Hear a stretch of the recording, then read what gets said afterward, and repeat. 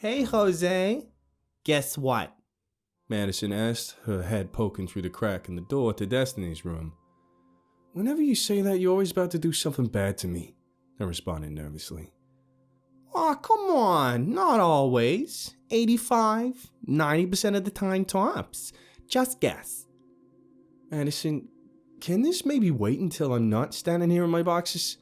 I asked, having been halfway through changing my clothes when she poked the head in. And just as soon as I finished saying that, poof, Destiny pops up out of nowhere right beside me. Oh, hey, what's the occasion? She joked before turning and seeing Madison's head sticking inside the room. Jose, there's a pattern forming of me showing up with you two together and one of you naked. I'm not naked, I'm in boxes. She just opened the door and stuck her head in. You try and make her respect boundaries. I already tried, I argued. And she's trying to make me guess things. Yeah, guess. You gotta guess, Madison said with a nod. Besides, we already went over this. You don't got nothing I haven't seen before. Hey, have you found that little birthmark behind his Madison? Destiny interrupted. We're friends. But if you don't want to change that, you might want to rethink finishing that sentence, she warned, her voice sharpening a little. I see your point.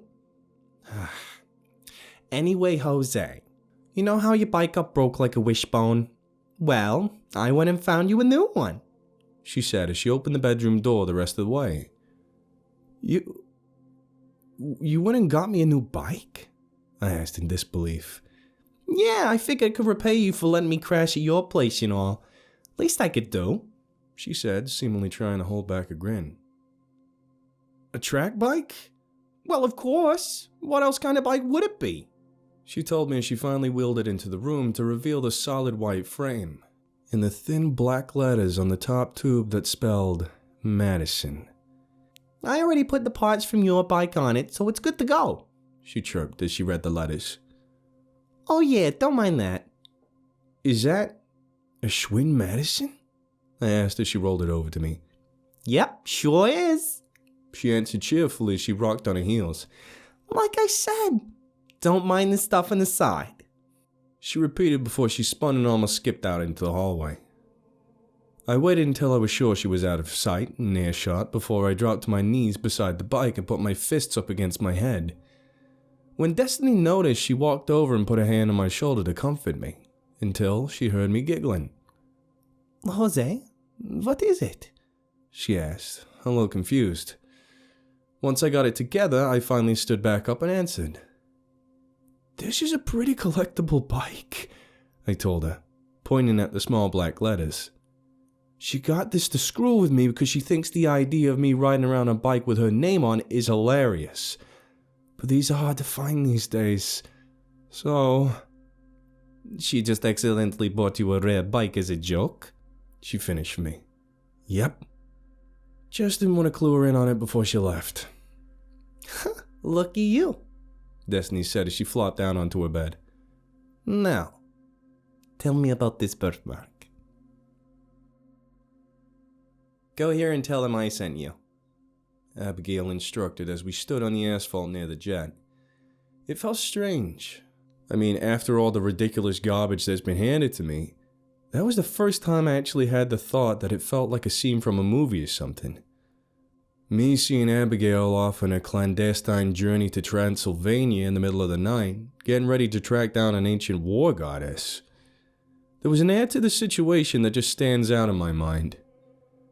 When they find out who you are and why you're there, they should give you your contact information. Well, I have to go. Be careful, she said before giving me one last hug. I'll be fine, I assured her as she made her way up the steps and into the small jet. Hey, why's your hair still so long? I called up when it occurred to me that she still had her hair in that long, braided ponytail from the festival. Shut up! Mind your own business, she shouted down at me before disappearing inside the plane. Hey, she suddenly added, poking her head back outside. Tell Louie if anything happens to my shop, I'll... Yeah, he'll miss you too, I interrupted, waving her the rest of the way into the plane. Okay, Time to see the scariest monster so far, I sighed to myself before I turned the leaf. About an hour later, I was standing outside the law offices of Harker and Renfield. Lawyers. Open kinda late, aren't you? I asked the receptionist as I walked inside. Do a lot of legal after midnight? As a matter of fact, a man's voice spoke from a chair off to the side of the room near the wall. You'd be surprised. Jonathan Harker. How can I help you, young man? He asked me as he stood from his chair to shake my hand. Harker, you're supposed to be British, right? Where's the accent? Ah, someone's read the book, he said with a small chuckle. Not that, Jonathan Harker. I'm sorry to say. It's just become something of a family tradition at this point. Yes, we're their great something or other. A woman added to Harker's explanation as she opened the door to the small office. Yolanda Shit! She suddenly hissed as she slammed her shin into the small table on her way over to me, sending it flipping and tumbling across the room. Shit! Harky! Oh God, Harky, I caught it good this time. Shit! Are you okay? I tried asking her. You just kicked the shit out of that table. She'll be fine, Harker told me as he reached over and took a band-aid from the receptionist and put it over the small bloody spot on his shin. This is Yolanda Renfield. We practice law here together, and I practice triage on her, he joked as he smoothed the bandage out against her leg, it taking its place amongst the others already stuck to her shin from her ankle up to her knee. Thanks, Harky. She sighed as she rocked back and forth against the desk she'd been leaning on. We grew up together. Count's been really good to our families over the years, the Yolanda woman explained. Would you hush? Don't you just blurt that out? Harker barked at her. Oh, calm down, she dismissed. He already knew about the Count. Didn't you hear what he said? He thought you were the Jonathan Harker from the book, still alive. She explained to him before turning to me where I could get a better look at her. She looked about to be middle-aged, well put together minus the carnage on her shin, and one of those women you can't help but use the word handsome on, especially contrasted against the almost scarecrow-like figure of Harker standing beside her. So, want to tell us what you're doing here? Oh, Abigail sent me. She said I had to... Oh, God. Harker suddenly groaned when he heard the name. It's always something. That woman is a full-time job all on her own. He continued as he gestured for me to sit down in the small chair behind me. Shh, Harky, Yolanda said as she walked over to me. I think this is the guy we've been hearing about. The one that charmed Destiny? She continued on with a slight smile. So what do you need from us, sweetie? She asked as she sat down across from me. Oh, Jesus. Harker huffed from beside me when he noticed me trying to look anywhere but straight ahead, my seat much lower than hers. Yolanda, dear, you're wearing a skirt and nothing else. Huh? She asked absent-mindedly, looking down to see what he was talking about, which I only just caught out of the corner of my eye. Oh my God, Yolanda! He can see up inside you! Harker shouted, pointing down at where she was sitting wide open in front of me, causing her to violently slam a leg shut with a loud squeal. Sorry, she lives on another planet half the time, he apologized. I finally turned back around just in time to watch her face redden, her eyes beaming like spotlights as she stared dead at the wall straight through me. So, what, you're about to say what you came here for? She suddenly said nervously. She's actually a pretty decent lawyer. Harker leaned over to whisper in my ear. You know, all things considered. But yes, indeed. What brings you at this ungodly hour? Found yourself in some legal trouble? I'm looking for Athena. Abigail said you should know where to find her. I told him, still looking at Yolanda, fascinated by how red she turned by then. When I said that, she suddenly went from bright red to pale white in almost an instant, and Harker got dead quiet, staying that way for a long while before he finally spoke again. don't think we can do that. Client confidentiality, you understand? Also, she scares the living shit out of us, Yolanda added. Wait, you're her lawyers? I asked when I caught on. Look, you don't understand. I really need to find her. I trailed off as the phone started making a strange noise and vibrating in my pocket. I pulled it out to see the screen begin to flicker in the CERBER app, turn itself on. What would usually show an orange fluttering bat just showed something like that bat, but dead, its wings twitching softly as it rested near the bottom of the screen. Bing. Like I said, she scares the shit out of us, Yolanda said one more time. You might not want to find her as bad as you think you do. I left the office with instructions for a food pickup, of all things. What's more, it was from the place I usually go when Adeline places in order to lure me to the warehouse. But there was a difference this time. This time, instead of waiting outside for however long it took them to cook it and bring it out, the guy comes rushing out like he was on fire, the food already in his own delivery bag, since I hadn't had mine at the time. Oh, thanks. Should I bring this bag? But I try to ask, but the guy screams in my face. Go! Move your ass! So I do what he says, and rocket out of the parking lot and to the destination as fast as the crank would spin. I probably had about 3 good breaths left in me by the time I rolled up to one of, or maybe the nicest house I'd ever seen in my entire life. It looked like it was carved out of one solid piece of ivory white marble from top to bottom. Masterpiece statues of men, women, and all kinds of animals were hewn into the walls and pillars themselves. Even the steps had scenes from history etched into them and lined in gold. I was more than a little afraid to even walk up them, until the gargantuan double doors swung wide open on their own. That's always a sign of good things to come. I sighed as I slowly made my way up to the entrance, torches lighting the path ahead. Finally making it inside, I was met by a large, empty room that had made the steps echo softly back as my shoes struck the cold marble floor. At the other end of the room was a gigantic double staircase that spiraled up to the next floor. Behind that, hanging from the wall, was a gigantic portrait of a woman holding a sword and a shield in front of a purple background. Before I could reach the stairs, I hear a voice, one that came from everywhere, but also nowhere as it spoke its ethereal words into my ear. Almost there. Take the door to your right. Out of all the spooky tricks and gags they do, I really do think I hate that one the most. It's just intrusive. Anyway, I do what the scary voice tells me and walk through the door on the right.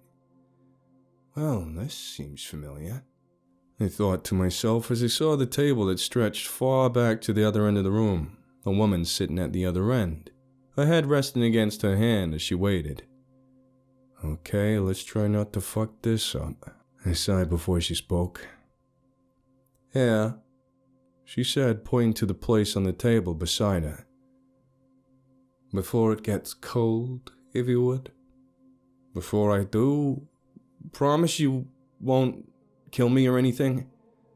Sweetheart, you would do very well to remember that I am not one of the trifling ghouls or goblins you usually serve. If I had any notions of killing you, there's nowhere on earth you could be that would make much of a difference in the matter. Now bring me my food before it gets cold, she warned me as she patted the table. You really want to hurry? I'm not all that well known for my patience. Without another word, I was on my way, shuffling as fast as my terrified feet could scoot. Once I reached her, I began carefully removing the food from the bag that it came in, and having not been told to, but knowing better, started placing it in front of her like I was a waiter or something. Then, when I noticed that there was more food than would fit on the plates and other dishes in front of her, I stopped, until she slowly reached down and slid another plate over to me. Sit. Eat," she instructed as she slid the plate to a stop. "I wasn't asking," she added when she saw me hesitate. I finally summoned enough courage to raise my head and look her in the eyes. That's when I realized what I hadn't been able to from the front door. A large scar across her right cheek and another on the left side of her neck, and across the top of her chest, running down beneath her dress, and one on top of her left shoulder. After a while, I stopped keeping track. "Curious to find the rest," she teased when she saw what I was looking at. "Eat all your food and then we'll see about dessert." I know she was just messing with me, but that did not stop my face from turning into a temporary heat lamp as it started to nearly glow red hot. "What, do you mean like chocolate cake or something?" I asked, my voice cracking like a teenager diving headfirst into puberty. But she didn't respond. She just glanced down at the table, suggesting I do what she said. So I started scooping the food out, and that's when I let the smell sink in. I couldn't help but think about the prick from the first night I visited the restaurant, and the guy looked at me like he was trying to tell me I was too low class to even think of eating there. If only he could see me now. Oh my God, this might be the best thing I've ever tasted. I almost groaned in pleasure. Then I made the mistake of glancing up and seeing her eyeing me like a cat watching a canary in its cage. "Don't mind me. Enjoy. When you finish, I have some questions for you, and depending on how you answer, it might be your last meal after all." Oh dear God, I thought as I brought another shaky bite to my mouth. Nothing helps digestion like existential dread. "So, how was it?" she asked, both our plates now clean. It was really good." "I'm sure it was," she cut me off. "Now," she continued in a more serious tone, "what possible reason could you have to be wandering around Los Angeles in the middle of the night, asking about how to find me?" "Oh, funny you should ask." "Hysterical," she droningly interrupted as she leaned back in a chair. You by any chance hear about what's going on around here lately?" I stupidly asked. When she just gave me this half-insulted look, I just swallowed my nerves and kept going. "Anyway, actually maybe it's better if I just showed you," I diverted, pulling out the Count's letter and sliding it across the table to her. "That's a letter directly from Yahweh, too." I started to tell her, but stopped when I saw that she was already ignoring me as she read through the letter. My, what a dysfunctional family we all seem to be. She sighed as she finished the letter, tossing it carelessly onto the table in front of her. After that, she slid a chair back and stood for the first time since I've been there. "It's fitting, I suppose," she thought out loud to herself as she strolled over to a shelf covered in bottles and glimmering crystal glasses. Then she took a bottle out of the bucket of ice and sat one of the glasses in front of me on the table before pouring what smelt like wine into it. "Oh, I can't," I tried to stop her. "It's probably way too expensive." "It's $20 a bottle. I imagine I'll be able to recover from the loss," she told me as she began to fill up her own glass. "You'd be surprised to know just how often the cheap wines are the better tasting ones. And it isn't poisoned. To paint a vivid picture, this table is sturdy enough that I could turn your head into a pudding against it. I wouldn't need something as petty as a poison if I wanted you dead. So drink." "Yes, ma'am," I mumbled before taking a sip. It is pretty good," I said to myself when it wasn't as bitter as I expected. "Hey, you just said it was fitting. Something about a family. What did you mean by that?" Before she answered, she gulped down her entire glass and refilled it as she thought. Then, after taking another sip, she looked over at me and asked, "You know how people, well, some people, like to say that most wars through history were caused by religion. Sounds familiar. Familiar. Excellent choice of words, she said with a small giggle. Well, it's hardly true. It's easy to point to the Crusades or the Inquisition and say, look at all the horrible things religion scores. But the fact of the matter is that's simply not true. Yes, the soldiers may all worship their gods and slander the gods of the other side, but war itself is so much more primal. Other animals wage war all the time with no notions of religion, nation, or ideology. There's little more to it than the instinctual understanding that they have to die so that we can live. Take me, for example, the goddess of war right in front of you. Millennia ago, when my subjects would go off to battle, it wasn't because I told them to, or because they thought that's what I wanted. They were either fighting because they wanted what someone else had, or because someone else wanted what they had.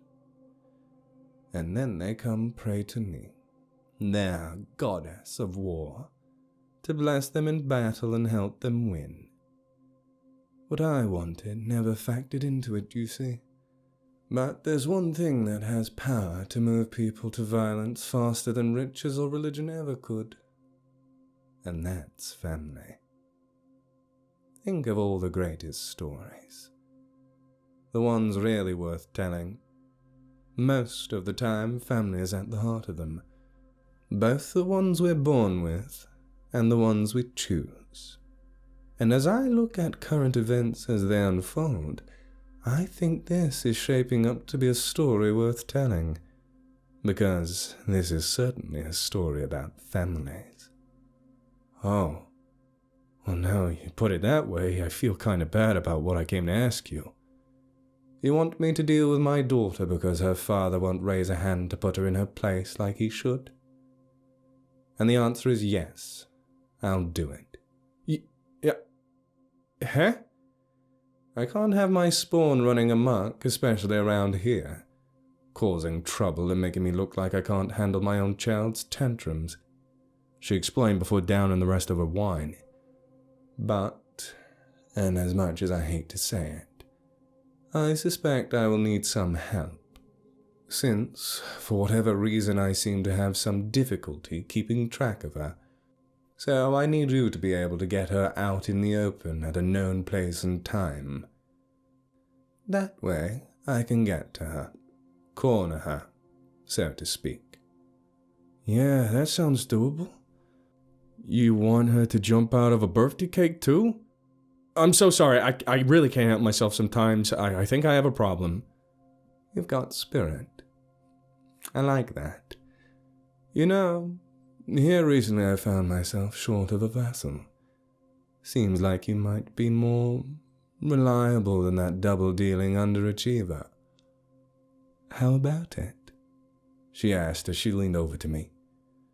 You mean Harley, right? I don't know about that.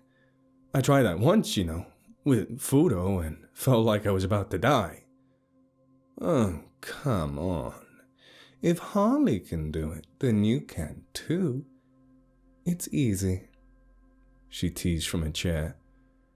I've been around for a very, very long time. I'm amazed a lot of resources across the ages that would be, to some extent, at your disposal. How long, if it's okay to ask? I know, guys, she actually scared good manners into me. Do you read, Jose? She asked in response. Yeah, not as much as I used to, but yeah. Ever read Blood Meridian? Yeah, way back years ago. Don't remember a lot of it, though, other than it being pretty graphic. And Judge Holden was a pretty cool villain, I answered again. Ah, good. I was hoping you'd remember him specifically. He says something in there, something I find rings true.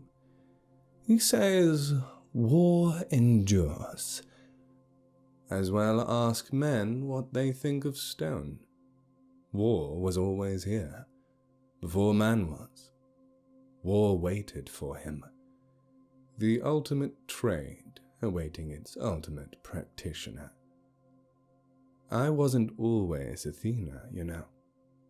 As you might have noticed, I don't exactly look all too Greek, yes? I mean, now that you bring it up, you do look more... I don't know, it's hard to describe, said, wondering why she asked. Once upon a time, people called me Inanna. In old Mesopotamia, the Middle East as you'd call it now, even back then I was worshipped as a goddess of war. But back then, I was also worshipped as a goddess of sexuality. The irony that Greeks worship me as a virgin isn't lost on me, mind you, she explained with a quick wink. Yeah, irony, I mumbled. My point is I've been around since before the foundation of human civilization. Before? You don't really... I mean, wouldn't you kind of, look apish then? I stupidly asked. We all look apish, Jose. Humans will never not be apes. But that's fair. It's easy enough to change the way I look. I can even change the way other people look. You think that boss of yours always had snakes for hair? She asked with a nasty smile. Well, that actually answers several questions, I thought out loud as I just realized why the maid could change her appearance and the others can't. Well, this has been very illuminating and terrifying, but I don't want to wear out my... I tried to say right before... Bing! Oh my god. I sighed right when I realized the CERBER app was still active. But not a sigh of frustration, more like one of relief that I finally had an excuse to get the hell out of there. I guess I should probably take care of this, I told her, holding up my phone to show the glowing screen. Thanks for the food, it was great, I called back over my shoulder as I jogged out of the room. Holy shit, I offered once I was back on my bike, stopping to look out at the terrible trembling hands.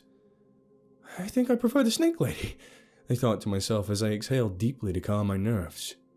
She was way, way too intense. Now let's see. Who's this one going to? Oh hey, Punch and John. They're pretty nice at least. Strange, but nice. Once I picked up the food and made it across town, I rolled up to the couple's house. And since it only just occurred to me that I haven't mentioned Punch and Joan before, it's probably worth setting the scene. Punch and Joan are a married couple. Of clowns. Puppet-obsessed clowns that look like something you might find in a thrift store toy box or something. So yeah, on paper, as creepy as they come. But they're actually pretty funny. Good tippers too.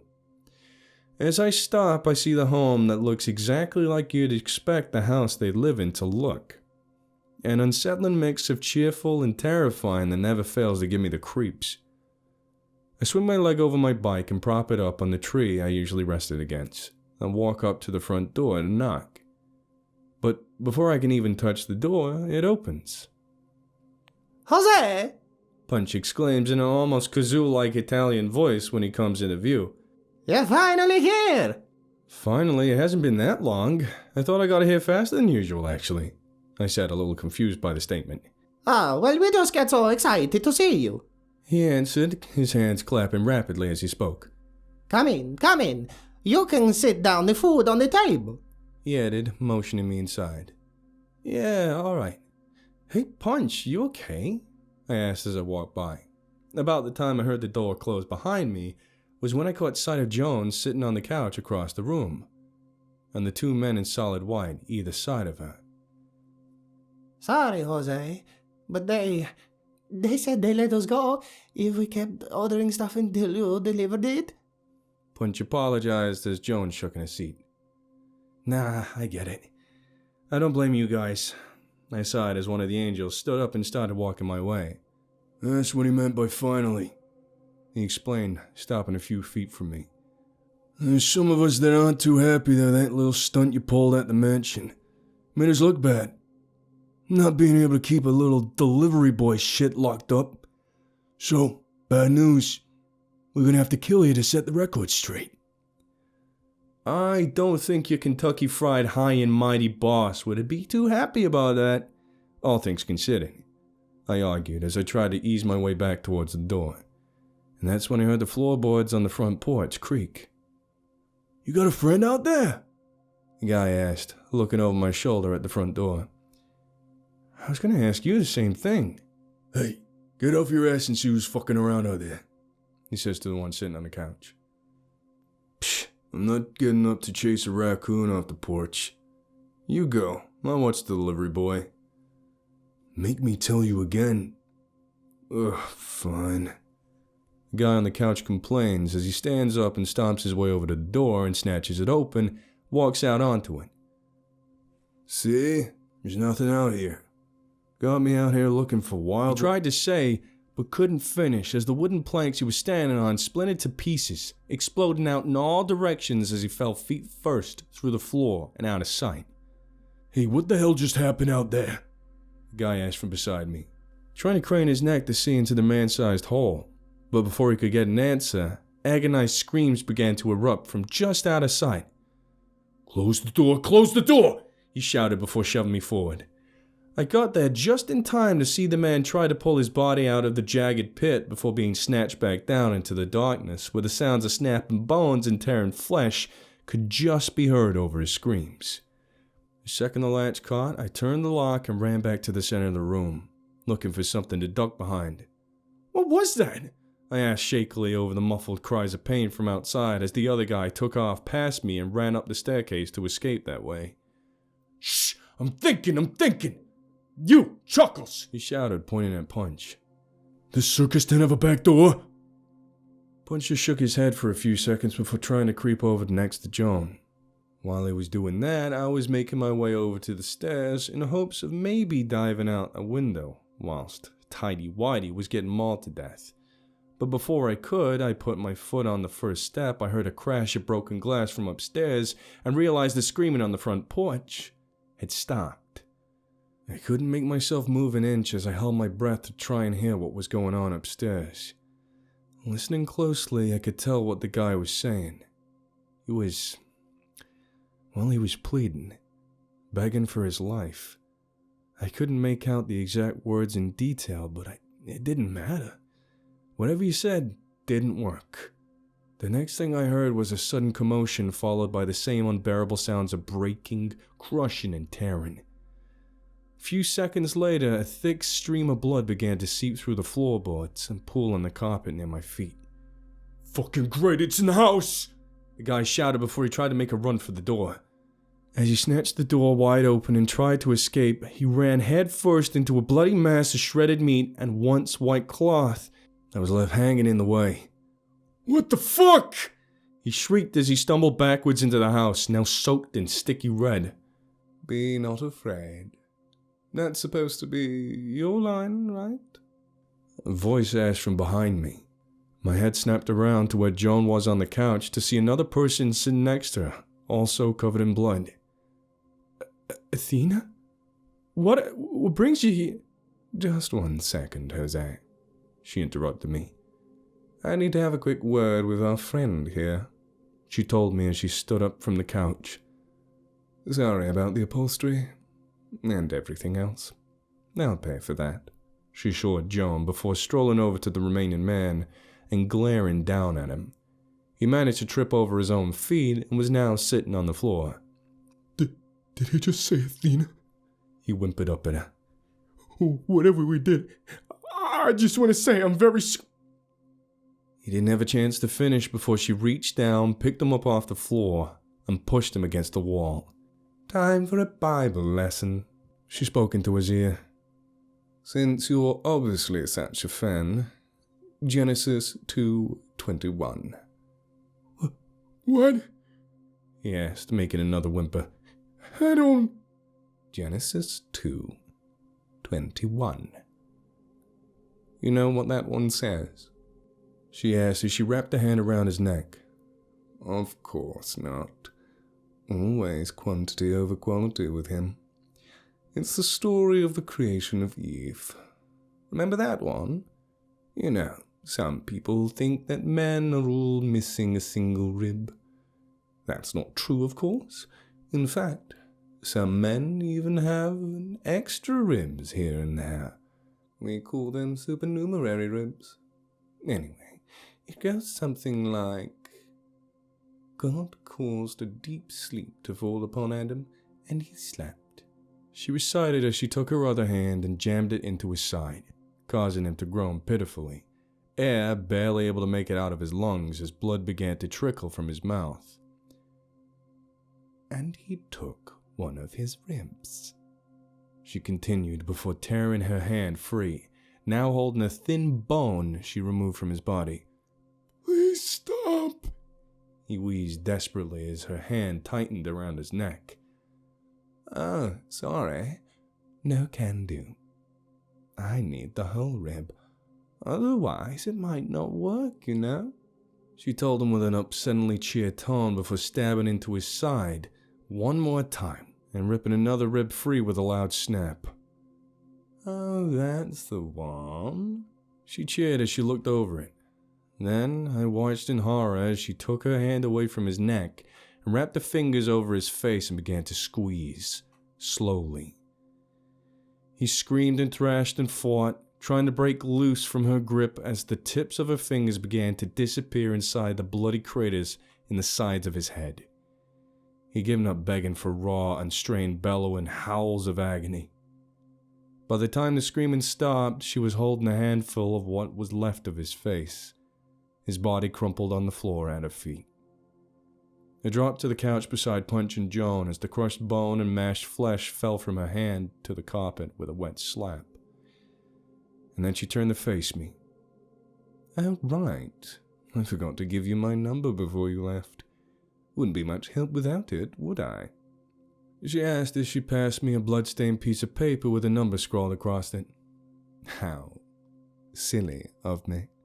She joked as she strolled back out the front door, leaving us behind, alone with the carnage.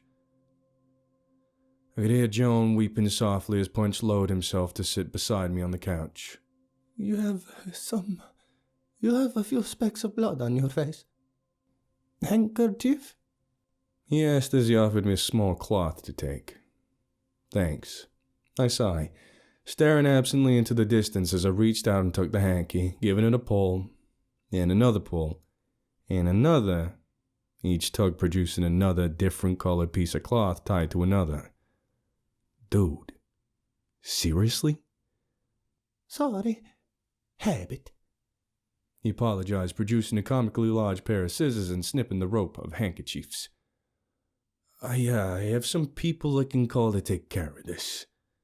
I told him as I pulled out my phone and hit Louie's name in the contacts. Yeah, it's me. Hey, random question. How many shovels and mops do you guys have? I asked as I watched a few drops of blood falling from the ceiling.